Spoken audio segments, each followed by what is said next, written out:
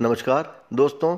2014 में श्री नरेंद्र मोदी की ऐसी लहर चली कि बड़े बड़े नेताओं के तंबू तहस नहस हो गए। उत्तर प्रदेश में मायावती जैसी बड़ी नेता 80 सीट में से शून्य पर आ गई और अखिलेश यादव मुश्किल से अपने परिवार की सीटें बचा पाए। कांग्रेस को मात्र 2 सीटों से संतोष करना पड़ा।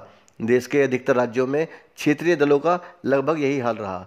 अब 2019 में फिर से देश लोकसभा चुनाव लड़ने के लिए जा रहा है। एनडीए जहां छोटे दलों को अपने पक्ष में लामबंद कर रहा है, वहीं दूसरी तरफ महागठबंधन की तैयारी शुरू हो गई है। सबसे ज़्यादा सीटों वाले उत्तर प्रदेश पर सबकी नज़रें टिकी हैं, जहां 2 ध्रुव विरोधियों अखिलेश यादव और बसपा सुप्रीमो मायावती के बीच में समझौते के कयास लगाए जा रहे हैं। लेकिन यह समझौता काफ़ी मुश्किल है। अब आपको बताते हैं कि समझौते के बीच में बड़े पेच कहाँ फंसे हैं और अभी पत्ते क्यों नहीं खोले जा रहे हैं। दोस्तों, आशा है कि आपको यह वीडियो पसंद आएगी और आप मेरे यूट्यूब चैनल देशभक्त को सब्सक्राइब करेंगे और अधिक से अधिक शेयर करेंगे। साथियों, भाजपा नहीं चाहेगी कि किसी भी कीमत पर यह समझौता हो, इसलिए भाजपा मायावती के लिए किसी बड़े पद जैसे उप प्रधानमंत्री पद का ऑफर कर सकती है। यह मायावती के लिए भी फायदे का सौदा होगा, लेकिन इससे मायावती के मुस्लिम वोटर्स और दलितों का एक हिस्सा मायावती को छोड़ सकता है, जिससे मायावती जी की भविष्य की राजनीति खतरे में पड़ सकती है। एक बिंदु यह भी है कि मुलायम के परिवार में विवाद के चलते हुए कुछ मुस्लिम वोटर्स बसपा का रुख कर सकते हैं। इसलिए मायावती अपने दलित वोटर्स और टूटे हुए मुस्लिम वोटर्स के साथ शिवपाल यादव को अपने साथ अपने खेमे में जोड़कर एक नया मोर्चा बना सकती हैं।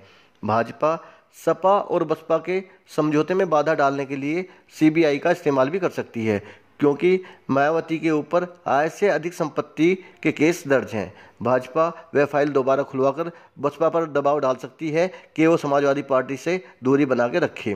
राज्यसभा में अपने उम्मीदवार की हार की वजह से भी मायावती अभी तक सामान्य नहीं हो पाई हैं और सपा से कुछ हद तक नाराज हैं, जिसकी वजह से उन्होंने सपा को कैराना और नूरपुर सीट पर हुए उपचुनाव में खुलकर सपोर्ट नहीं किया था। वैसे भी मायावती ऐसे फैसले लेने के लिए जानी जाती हैं जिनकी पहले से कोई उम्मीद नहीं होती, इसलिए वह सही मौके के इंतजार में है, जिससे नई परिस्थिति के हिसाब से फैसला कर सकें और वो कुछ नया फैसला भी लेकर सबको चौंका सकती हैं। दोस्तों, अब कुछ ऐसे बिंदु देखते हैं जो संकेत दे रहे हैं कि ये समझौता मुश्किल तो है, लेकिन असंभव नहीं है। जैसे अखिलेश यादव खुद उत्तर प्रदेश का मुख्यमंत्री बनने के इच्छुक है, ना कि देश का प्रधानमंत्री बनने के। चुनाव के बाद अगर पूर्ण बहुमत किसी पार्टी को नहीं मिलता और क्षेत्रीय दलों को मौका मिलने की गुंजाइश पैदा होती है, तो अखिलेश यादव मायावती का नाम आगे बढ़ाने से नहीं हिचकेंगे।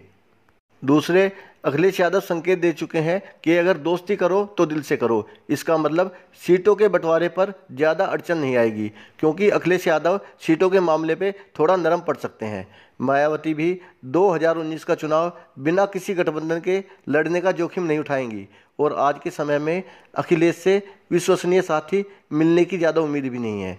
एक बड़ा पॉइंट यह भी है कि मायावती को अखिलेश से कोई बड़ा खतरा नहीं है, क्योंकि अखिलेश यादव को दाव पेच, तिकड़मबाजी और छल कपट की राजनीति के लिए नहीं जाना जाता।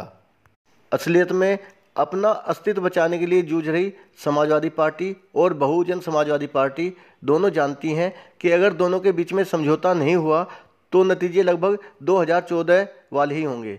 प्रयोग के तौर पर कुछ उपचुनाव में दोनों ने साथ चुनाव लड़ा, जिसके नतीजे शानदार रहे। फूलपुर, कैराना, गोरखपुर जैसी सीटों पर भाजपा को मुंह की खानी पड़ी थी। भारतीय जनता पार्टी खुद सर्वे करवा चुकी है कि उत्तर प्रदेश में अगर सपा बसपा में समझौता हो जाता है और कांग्रेस और अजीत सिंह उनके साथ जुड़ जाते हैं, तो वहां से भाजपा को 10 और 12 से ज़्यादा सीटें नहीं मिलने वाली। अगर 60 सीटों का नुकसान भाजपा को सिर्फ उत्तर प्रदेश में ही हो गया, तो यह तो निश्चित है कि भाजपा की सरकार नहीं बन पाएगी। इसलिए भाजपा भी हर कीमत पर चाहेगी कि उत्तर प्रदेश में यह गठबंधन ना हो पाए। लेकिन सबसे अच्छा दोनों पार्टियों के लिए यही होगा कि लोकसभा में बसपा को ज़्यादा सीटें मिल जाएं और विधानसभा में समाजवादी पार्टी को। आप सभी साथियों से एक बार फिर से मेरे चैनल को सब्सक्राइब करने की रिक्वेस्ट के साथ आपका बहुत बहुत धन्यवाद। जय हिंद।